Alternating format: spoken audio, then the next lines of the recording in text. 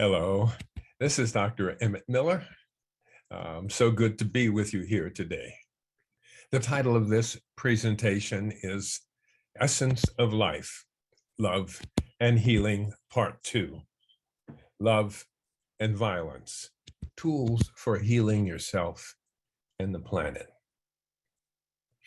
I've become convinced over the last 50 years of deep psychological work with individuals, families, and groups that the key to global healing begins at the individual level first, and that it involves releasing and then harnessing the energy of the stress response.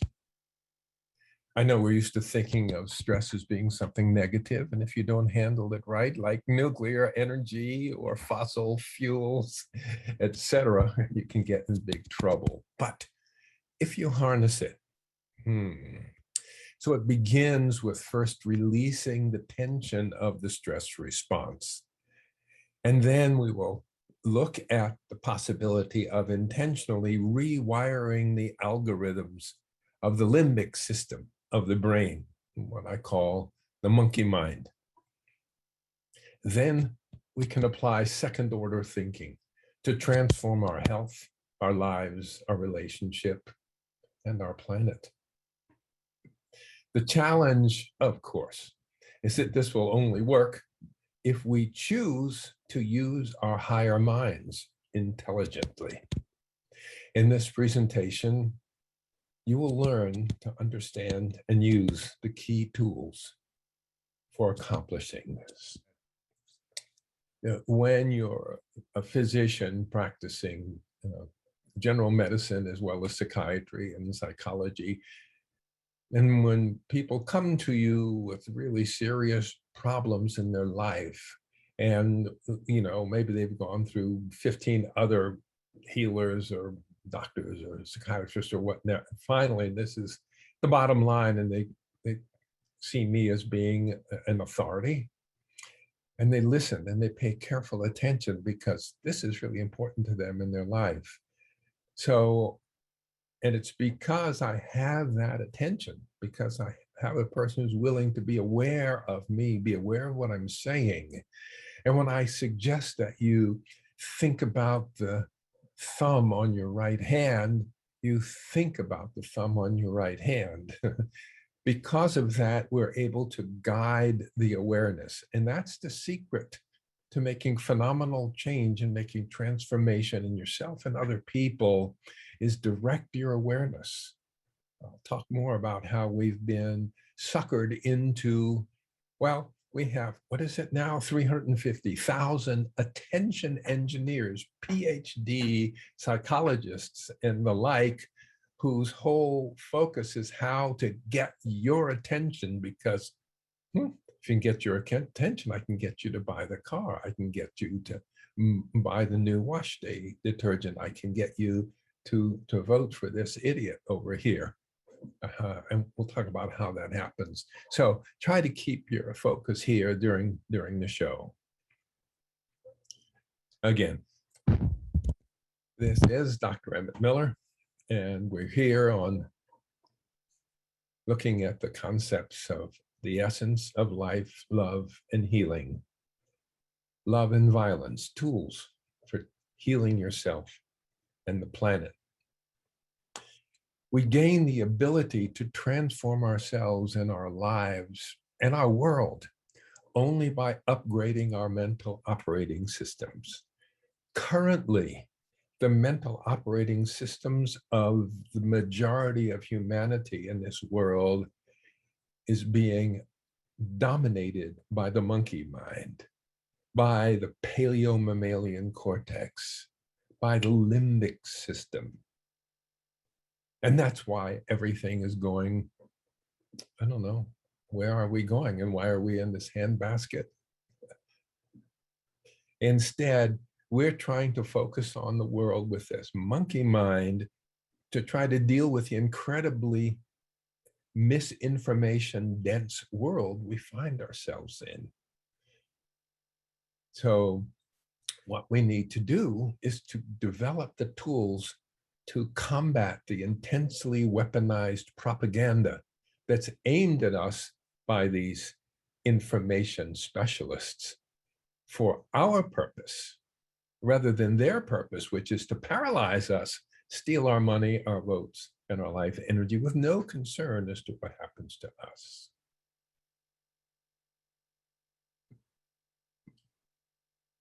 Something that Nicos Kazantsakis said a while back: by believing passionately in something that still does not exist, we create it.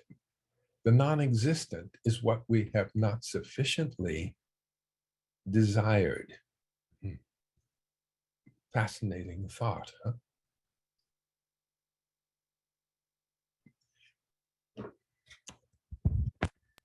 So we're surrounded by a world which is sick, with the pandemic even sicker than usual.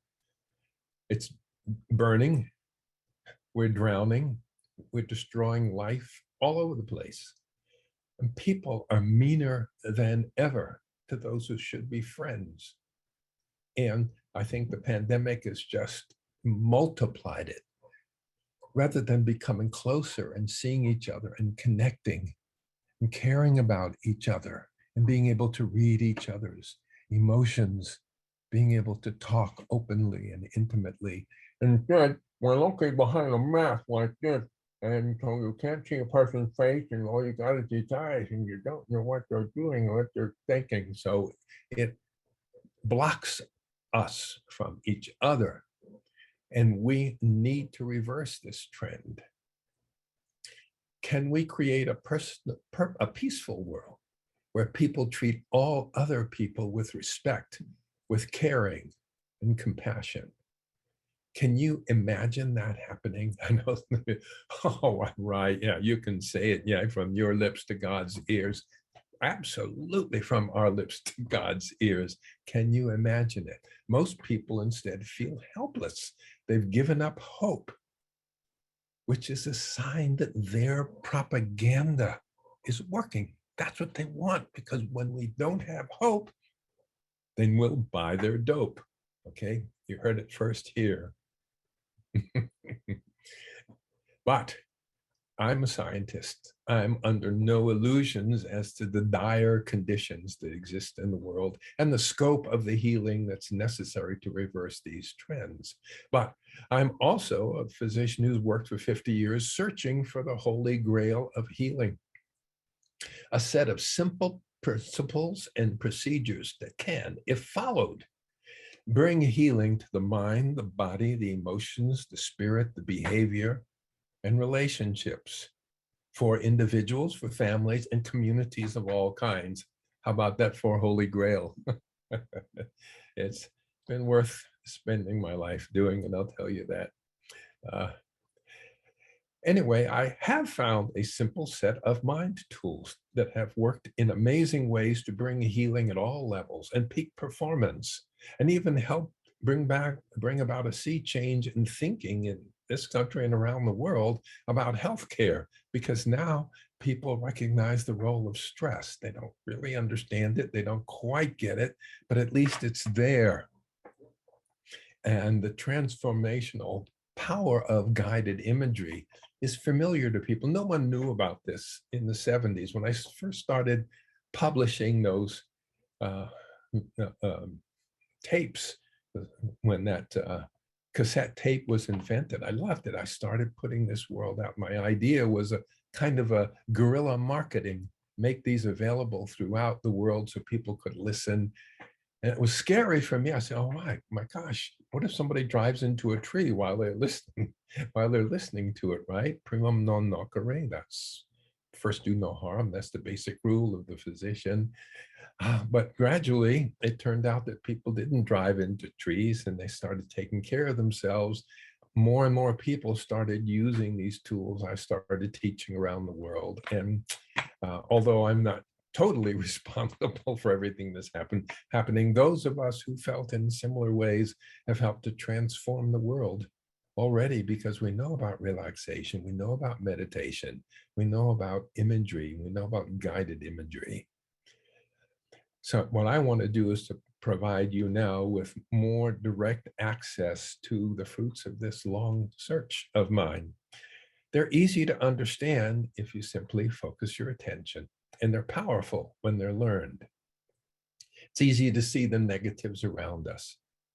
And one of the biggest and most successful multi-billion-dollar businesses in the world is dedicated to flooding you with these negative images to build up stress and anxiety in your limbic system, repeatedly reinforcing that anxiety with more and more horror news stories, with the clear goal of convincing you that they're not solvable. So therefore, you're triggered to run and hide your head in the sand or become angry and polarized, thus creating still more anxiety. That makes it easy for them to get you to buy their product or vote for their candidate. I just read a couple of days ago, if you're on the Facebook and you go to your news, you don't get the news as it comes in. Facebook looks at all the people in your community, your Facebook community, and they decide which ones to put on top. And those are the ones that you end up seeing. Well, guess what goes on top? If someone likes a certain story, they give it a value. But if a person is made angry by reading a story, they give that 5 times the value. So all the negative floats to the top like a cesspool, floats right up to the top. And so you read it. And so you get more and more of this programming to see the world as through negative eyes. My original work was with hypnosis.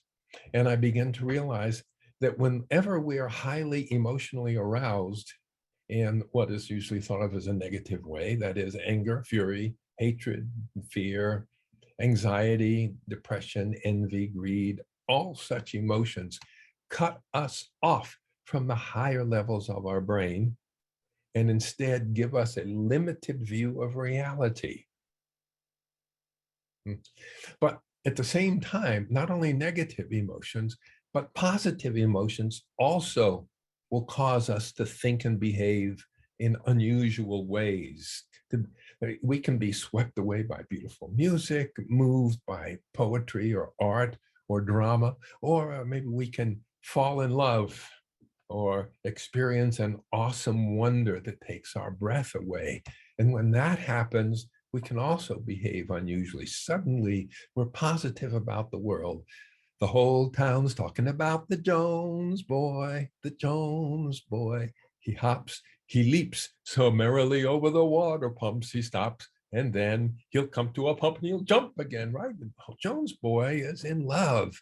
And suddenly your behavior is different. You see the world so differently because emotions can cause this. But especially those people who use the fear in hypnosis. It's an excellent way to bring a person into hypnosis. Stage hypnotists use it all the time. You'll come up on the stage and there's a kind of in front of all of these people, and then he'll reach up and hold you behind the head and kind of snap your head forward faster than you. Not that it wouldn't hurt you, but it disorients you for a moment, and your mind goes inside. Go, what's happening here? What's happening here? And then he'll say, sleep. And you accept that suggestion. So whenever a person is in a state of high anxiety or fear, you can induce hypnosis very quickly and give suggestions, what we call post-hypnotic suggestions. So if I can make you really scared by telling you that this dandruff on your shoulder is probably why you're not going to ever be able to attract that woman that you're really, really interested in, you go, oh my God, oh, that would be awful. They get you that now they say, just buy Head and Shoulders. And you know what? Suddenly say, I think I'll go get Head and Shoulders. You don't know why. So fear and anxiety are the key. And all of these negative emotions, it's a very important fact. It's crucial to understand it. And then if you're wise, to use it to decide how you want to handle the world, is that the stress response in the monkey mind is there for those situations that we run into, not unusually when we live out in the jungle or in the savannas of Africa, suddenly we see a tiger that's about to jump on us from a branch. We're dead within the next 3 seconds if we don't do something. At that moment, you have, boom, the fight or flight response. So your body tenses up, your heart beats faster, you start beating faster, your blood clotting time speeds up, and all of these things, you feel very uncomfortable inside. And the internal message is, get out of here, scram, beat it, run. I mean, if it turns out that you look at this thing and you have a stick and you think you can beat it back, or if it's about to jump on your baby, then you don't run, then you're in the fight. But the whole goal is to get out of here. So one of the things that it does, in addition to all these well-known stress responses that end up being toxic in our body and making us sick if we don't take care of them, it shuts off the higher levels of your mind. Because if you're in a life or death emergency, you don't want to be writing a poem or singing a song or thinking, oh, gee, here comes a saber-toothed tiger, huh? I think maybe we should build a fence over there. Maybe we could build a pit. No, you can't do that. Huh? So when that part of the higher part of your mind is shut off, then that's part of the stress response. But then you are susceptible to believing someone who comes along and says, I know what to do. You'll start following this guy, for no good reason other than it sort of feels like the right thing, the truthiness factor.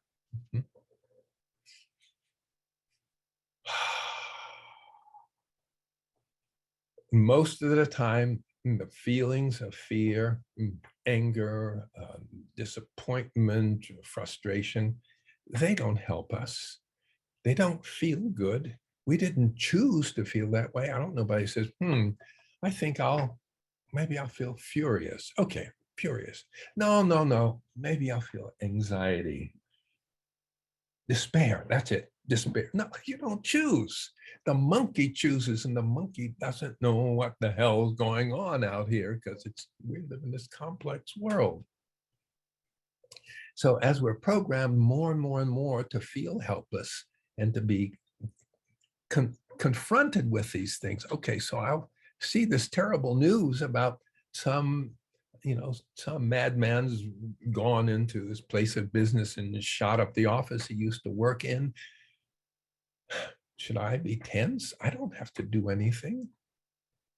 I mean, if there's something I can do it, but feeling upset about it, okay, you'll feel some sadness, they'll feel some shock.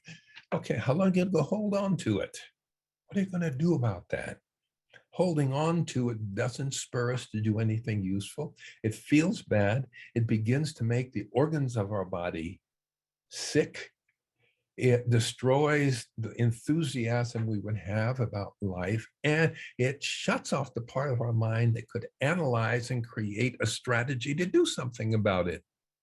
And so we end up not doing anything but being stuck. Every other animal we know of on Earth has, whenever they confront fire, forest fires, lightning strikes make fire, they run. Only human beings were willing to face the flash and harness that energy. And so what I'm asking you to consider doing is going against the flood. To ask you if you are willing to believe that there is the possibility that we can heal ourselves and our world. Do you dare dream that it might be true? In fact, maybe it's true, whether you believe it or not. But if it's true, you will have a hard time seeing it if you think it's impossible. The best way to discover a truth like this is to be willing to imagine that it could be true. So, what our steps are going to be, first, to access deep relaxation, because that's the point at which we calm the monkey mind and all of its effects. And then we can view things from a different perspective, looking at the world differently, discovering that things are a lot better than we thought, that we have possibilities we didn't dream of before. It's hard to do that because there's some part of us that doesn't like to be wrong, even if the news is good. Oh my gosh, you mean I was wrong? You mean I've been doing it for all of these years? I've been treating these people poorly because their skin is a different color. Oh, and they're just as good as I am. There is this distraught. You feel ashamed of yourself. You feel guilty, or like the alcoholic looks and says, "You mean I'm really messing my life up by drinking?" That's so painful. It creates so much cognitive dissonance that we run from it because it's a stress. And the same thing happens again. But when you relax, then it's possible to see things differently. So let's begin by going within, by relaxing. To clear your mind of unnecessary thoughts. Find a comfortable place to be in, a place where you can comfortably relax. And grant yourself the space and time to settle your body into a comfortable position and focus your awareness on a point in the distance. And be aware that the deep healing of yourself, or of a relationship, or of a planet rests upon a deep feeling of safety, openness, compassion,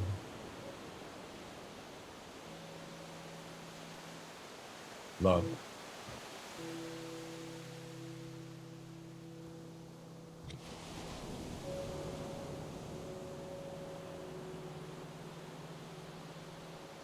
It begins within you.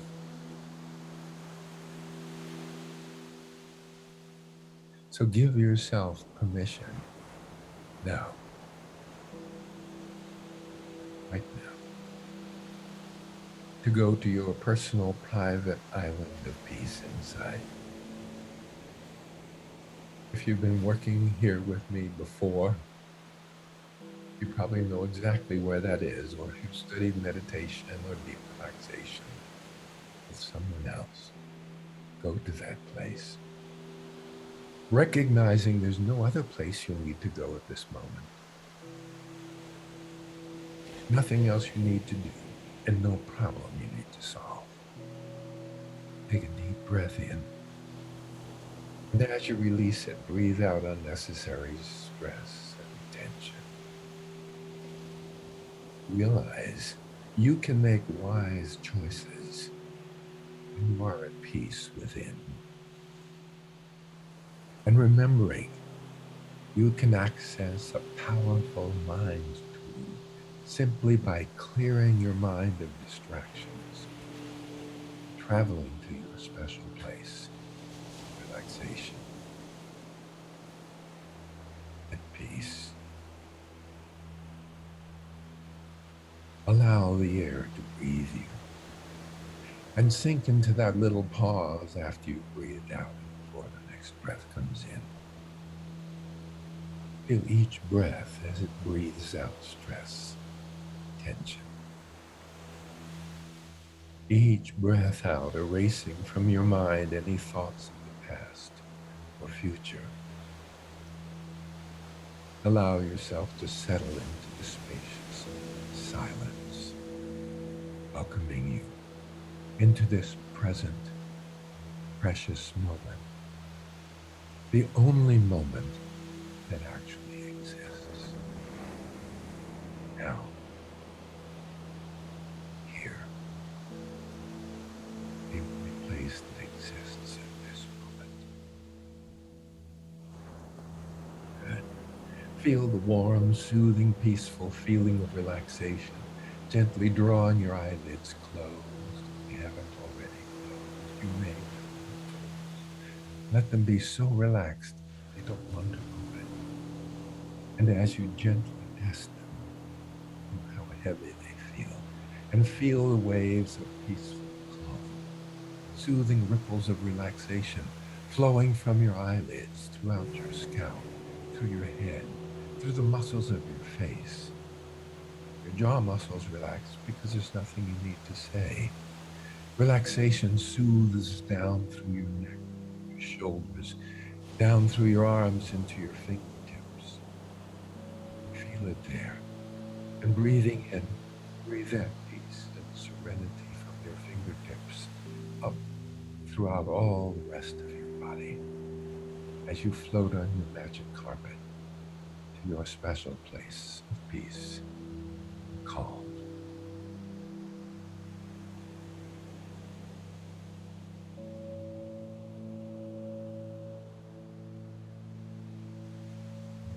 Relaxed, opening to your inner wisdom, to your deeper spirit guide.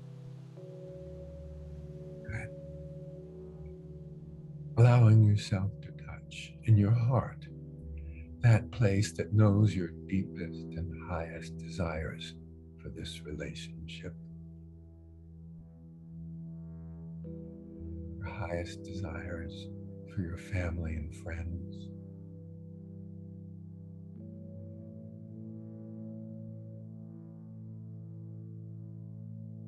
Your willingness to go to that place of open-heartedness and commitment and faith within you.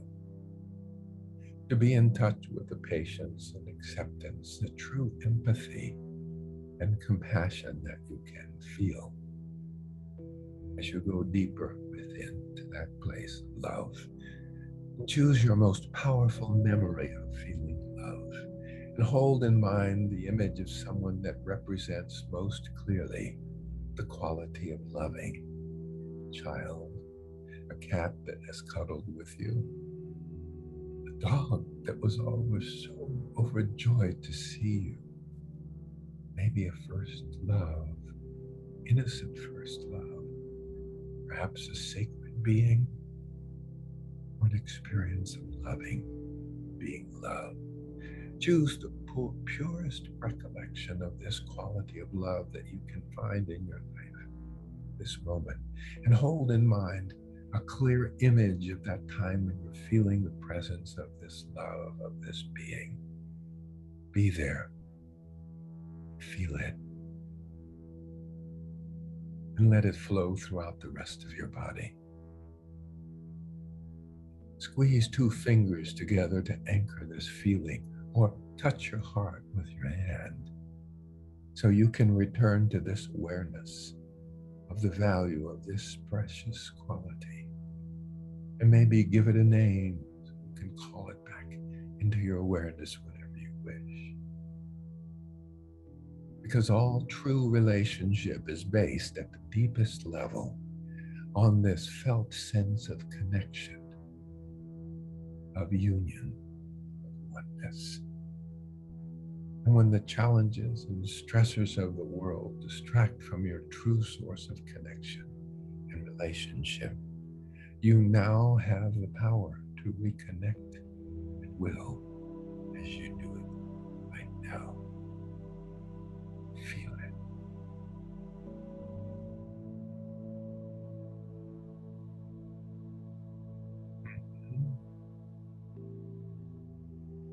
Good.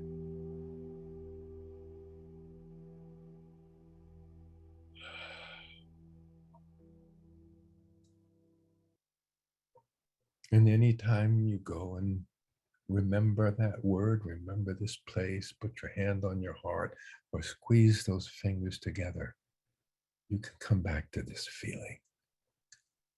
But for now, bring yourself back to the space outside your body.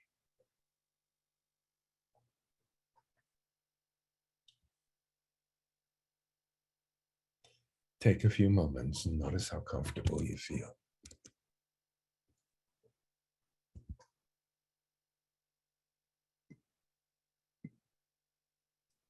Good. one of the greatest powers that we achieve when we go to that internal focus is that we have total control over our imagination. Then we can choose to use it to maintain relaxation and meditation and call upon our higher brain centers to think wisely. Exactly this kind of imagination that has been possessed by all the most creative, inventive, and artistic minds throughout time. Einstein, Gandhi, Freud, Bach, on and on and on and on.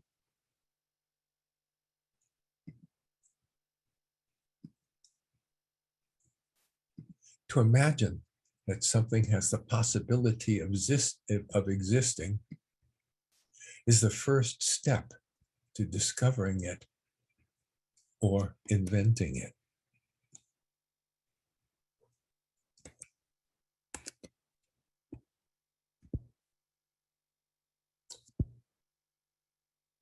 I want to review some of the things that we talked about before, about love and violence. And again, we're talking about love with a capital V and violence with a capital V. So I don't mean just the usual definition that we have, but a fuller definition. Love has to do with all of those situations in which we feel shared values. There's an integration. It's an integrative experience where we bring different parts and people together. There's an inclusiveness, both and. It's not me versus you, it's both and. Caring, intimacy, balance, harmony, if we're singing together, how sensitive we are to each other's voice as we sing our harmonious tone to go along with the others who are singing. Empathy, to feel with. Compassion, not only feel with, but to care. There's a sense of wholeness, of collective intelligence, and a quality of coherence. One day I'll share with you my original theory of healing that I developed back in the 70s called the coherency theory of healing, that incoherence is what creates illness. And we'll be talking about that today under the heading of stress.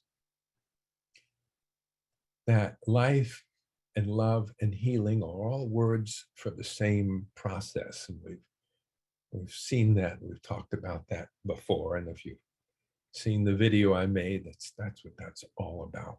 That life couldn't exist if it didn't know how to heal. And healing means loving in that sense of love with a capital L. Violence just doesn't mean just punching someone in the nose. Violence is what I'm calling this other quality. It's analytical. It's either or, black or white, me versus you, good versus bad, black versus white. It's constantly differentiating, discriminating. It fragments things.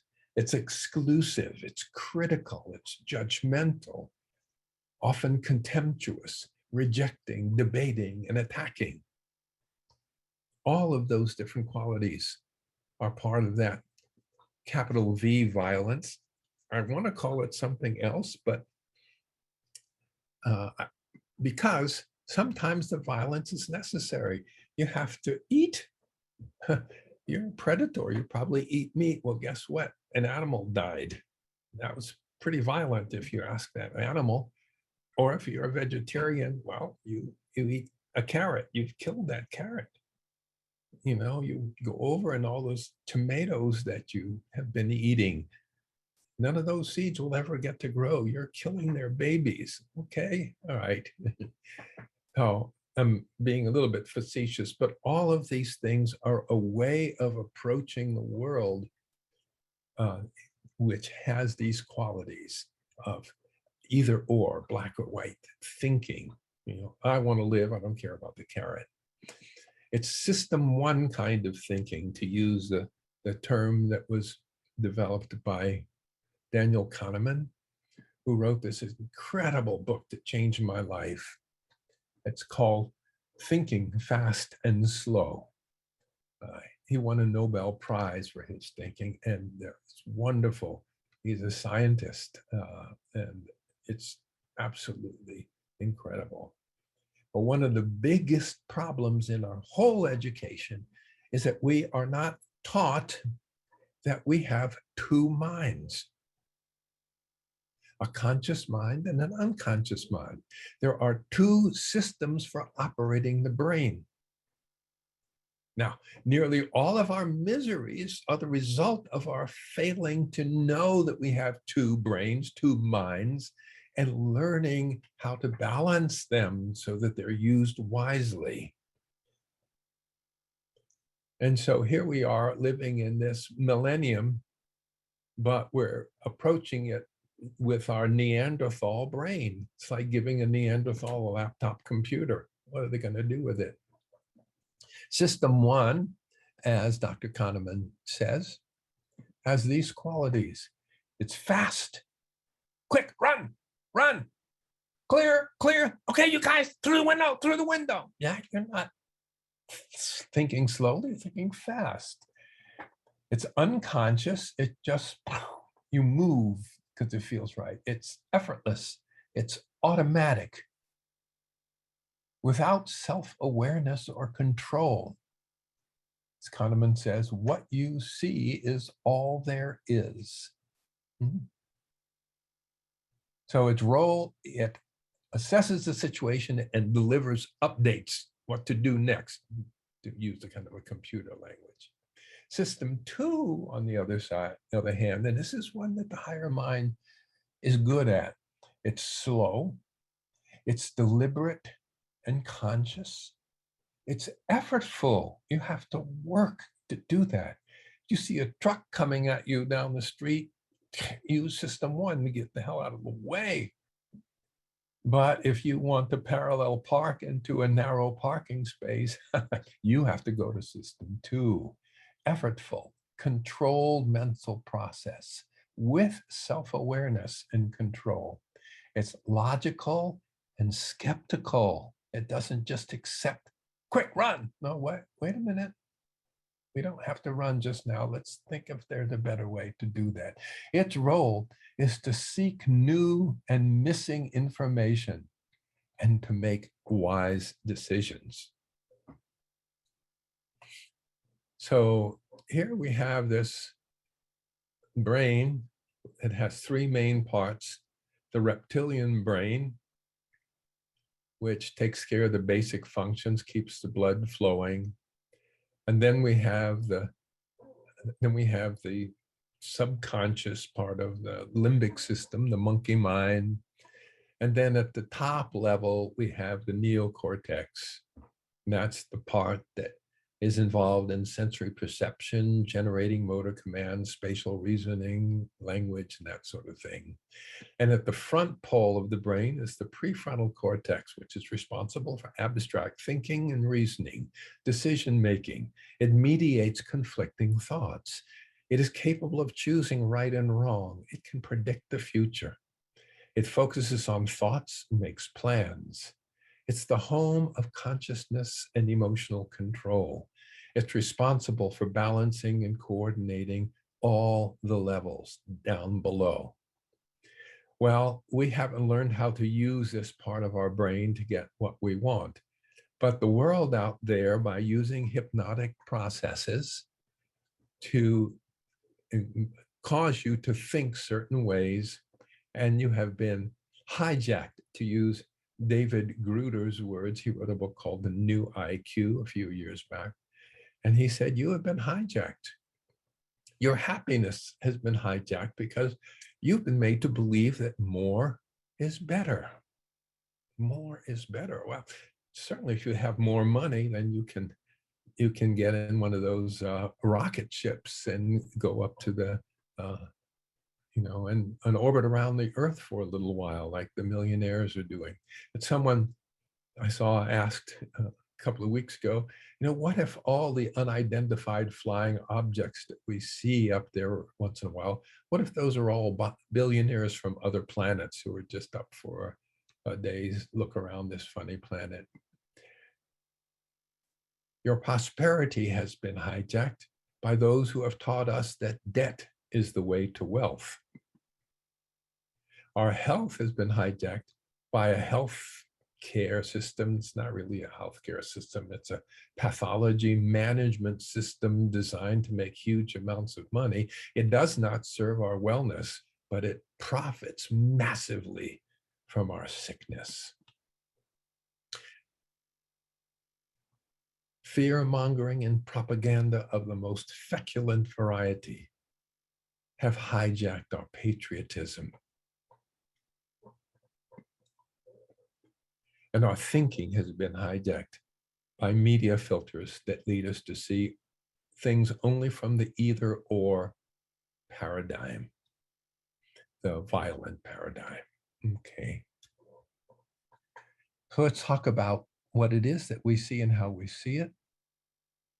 In 1909, the biologist Jacob von Uexküll developed a term, Umvelt, that expresses a simple but often overlooked observation. Different animals in the same ecosystem pick up on different environmental signals.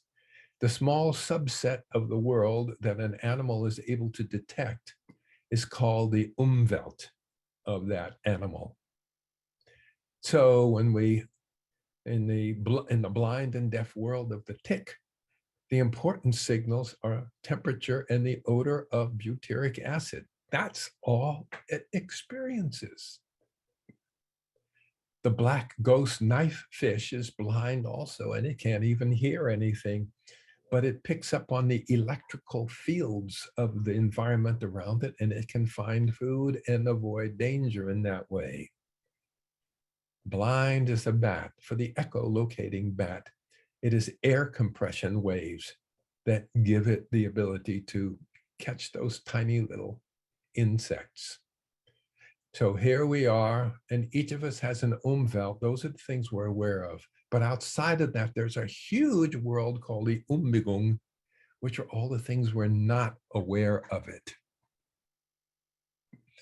But what you see is all there is. Wisyawati, which is what Dr. Kahneman says. If you take a kitten and for the first 3 or 4 weeks of its life, you'd let it live inside of a barrel that has only vertical lines in it, that kitten, even when you take it out of it, it will have lost the ability to see horizontal lines.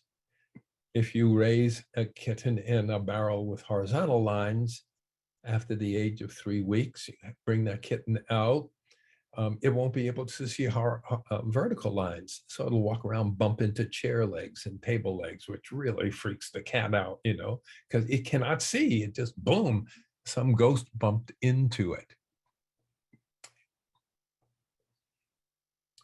So I want to say a little bit about post-hypnotic suggestion, because that's the kind of process that's being used to control us.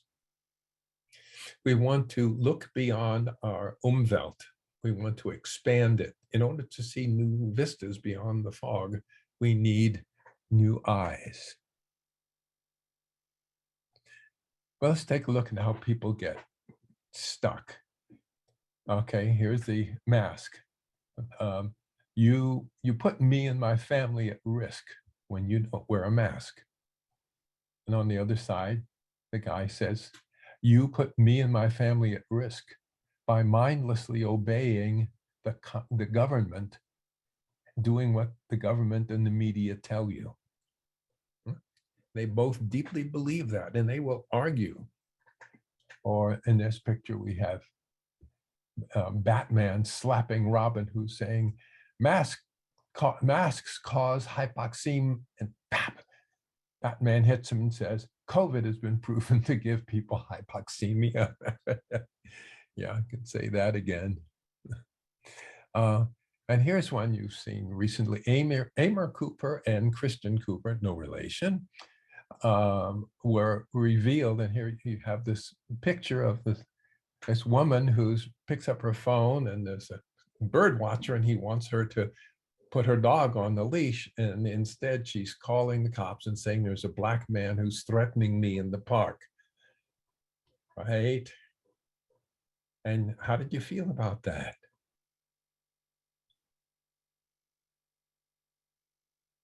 Well, but the deeper story is that before that, Christian told her to leash up her dog, and she didn't want to do it. So he said, well, then you're not going to like what I'm going to do to your dog. And I think started to call the dog toward him or something like that. So she felt he was threatening her dog, who of course she loved. So she figured she wanted to scare this guy because he might hurt her dog. And so she did the best thing she could, which was say, here's a black guy who's attacking me, which is usually a good way to get the cops to respond. Well, it didn't work because Christian clearly wasn't worried. He didn't feel for a hot second that he was going to become Ahmaud Arbery. He felt pretty confident that the police would side with him. So this flies in the face of the narrative that Christian was victimized. In fact, maybe the contrary. He was the provoker, yet he never faced any backlash. And in fact, he got rewarded and given micro-celebrity status. And so what happened to Amy? Well, she received national revulsion. She was fired. She had her dog taken away. And it was later returned, but hello.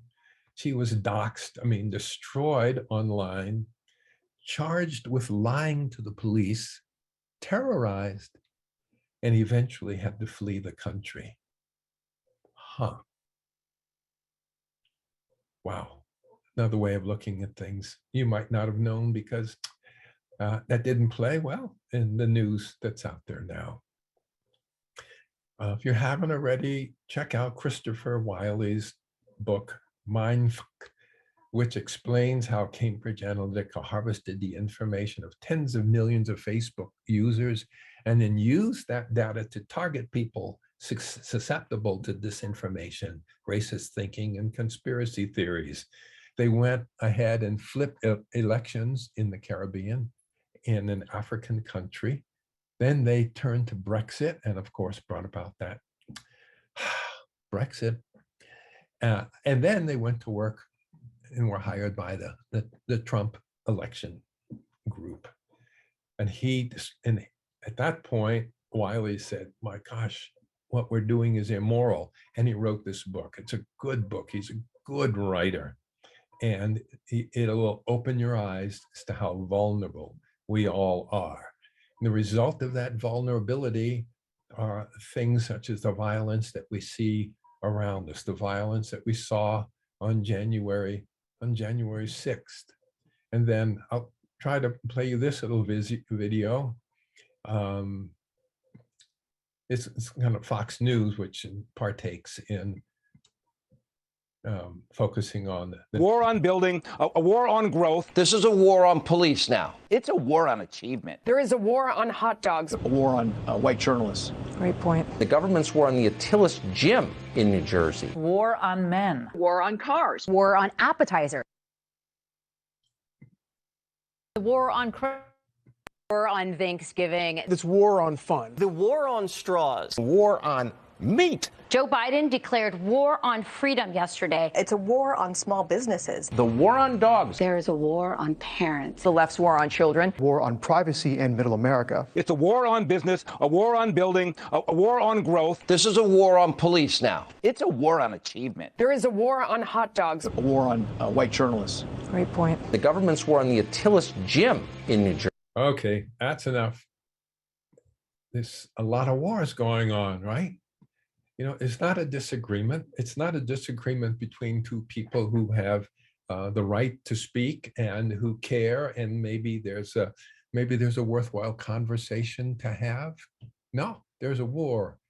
The Proud Boys are ready to go to war, and then individual people decide to go to war. This is interesting little graph of the number of mass shootings in the United States since the 1960s.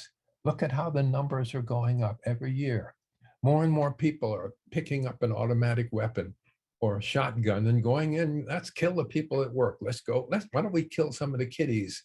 Let's go to the kindergarten first and how many kids we can shoot, right?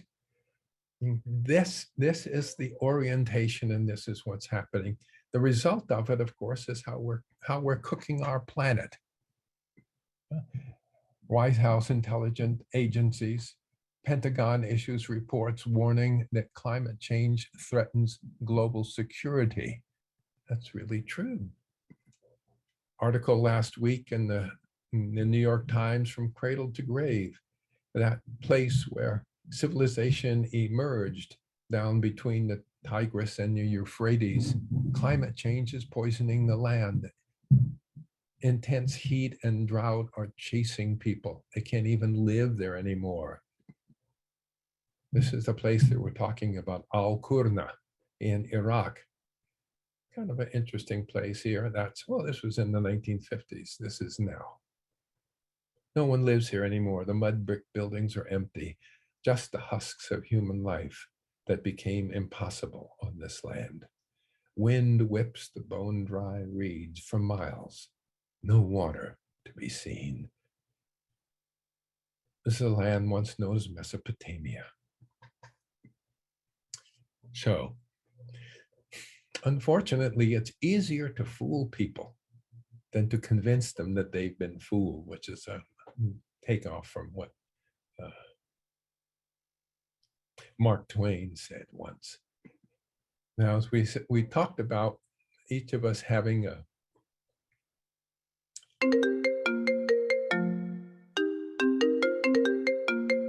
Umvelt, that each animal is limited by seeing things, but we as human beings are limited by our thinking itself.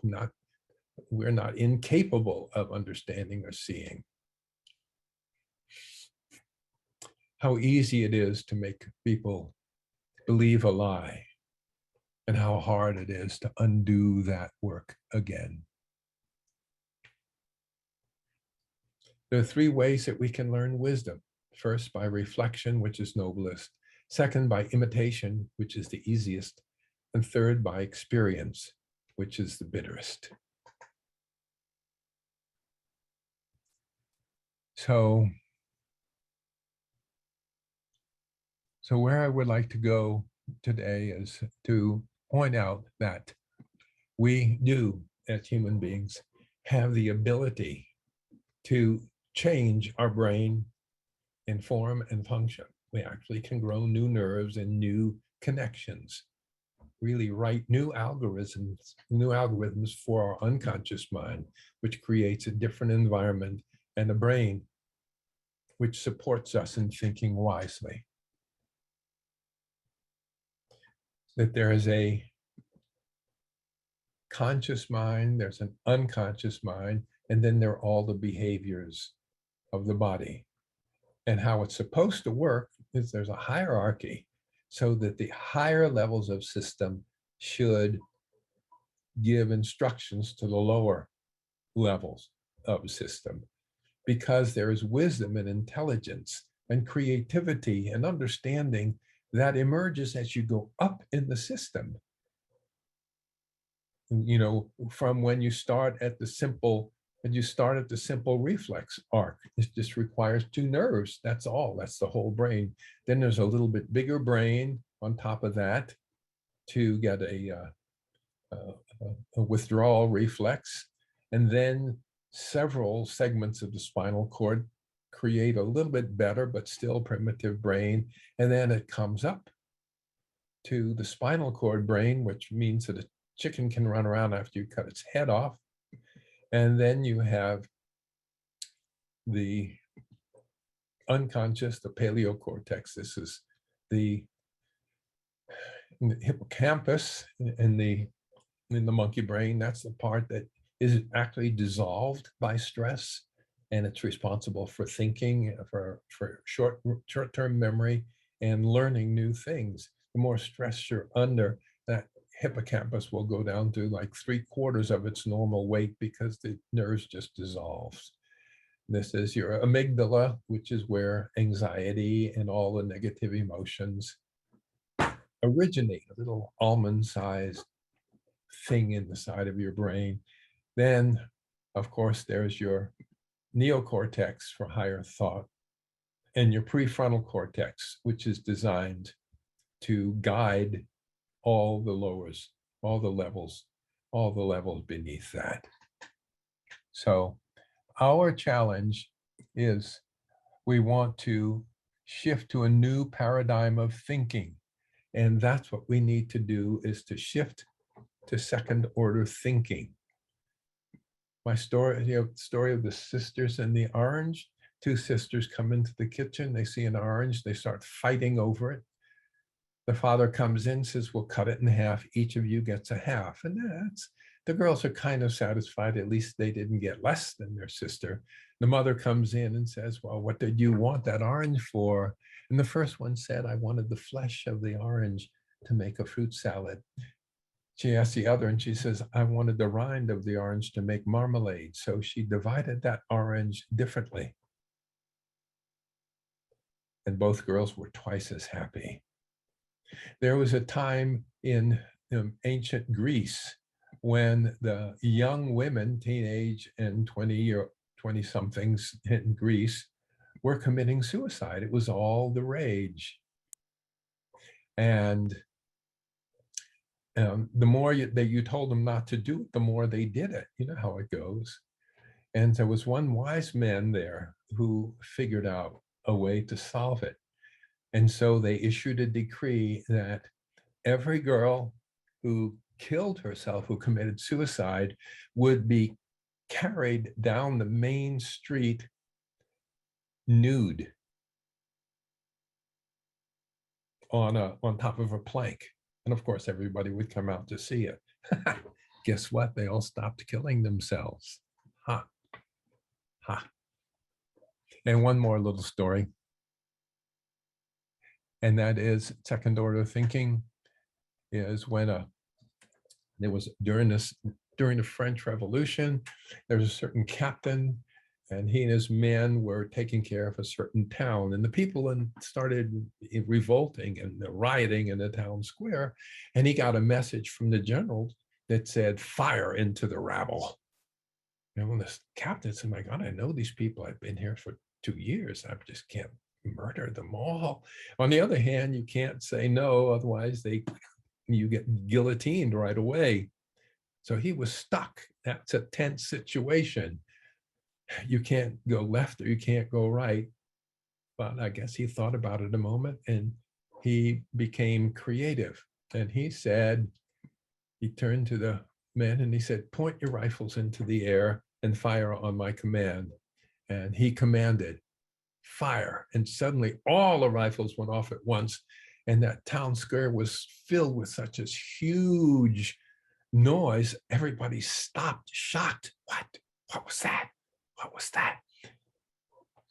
At which time the captain says, I have been ordered to fire into the rabble. However, as I look into the town square, I see some fine, upstanding citizens of our town. So I will give you 2 minutes to leave the town square, and then I will fire into the rabble. He waited 2 minutes and orders his men to fire. Of course, there was nobody left in the town square. Huh? Now, what I'm saying is that there are impossible situations that have an answer, but you cannot find the answer unless you go to a different kind of thinking. It's what's called second order thinking. We'll pick that up in our next one in this series. In the meanwhile, practice some of what you've learned here today. Go back to that place of silence inside. Find that place of love. And when you find that there's a conflict, what Gandhi said, think of what he said, the ally you must always seek is the part of your adversary that knows what is right. The ally you must always seek is the part of your adversary that knows what is right. Imagine that there's a friend dressed up as an enemy. Quiet the emotions within. Find that place of peace and nurture it. Look for people that you can see beauty in, who can reflect to you love and compassion. Love with a capital L. You can come back and take a look. Listen to this again, because I went fairly fast through it, even though I didn't finish. But you can come back and go to drmiller.com/life meditations. drmiller.com/life meditations. Been very good to be with you here today. I look forward to you in our next presentation, which will be in 2 weeks. If you're on the mailing list, if you just go to drmiller.com, you can get on the mailing list. So until I see you again, namaste. Take care of yourself. Be well. Be well and love. We can make a very big difference together. Tell all of your friends about what we're doing here. Have them join us. The more of us that we can pull together, thinking the way we're thinking, the quicker we can turn around the planet. So be well.